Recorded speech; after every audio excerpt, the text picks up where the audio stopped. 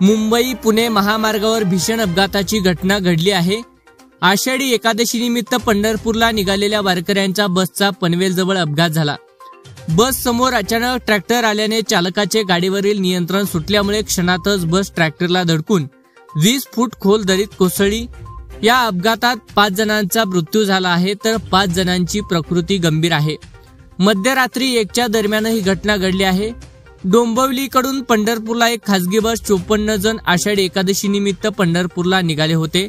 रात्री 1 वाजण्याच्या सुमारास मुंबई पुणे एक्सप्रेस महामार्गावर अचानक बस समोर एक ट्रॅक्टर आला, त्यामुळे बस चालकाचे नियंत्रण सुटल्याने काही क्षणातच बस ट्रॅक्टरला धडकून 20 फूट खोल दरीत कोसळली। अपघात इतका भीषण होता की दोन्ही वाहनांचा अक्षरशः चक्काचूर झाला असून 5 प्रवासी जागीच ठार झाले तर 42 प्रवासी जखमी झाले आहेत।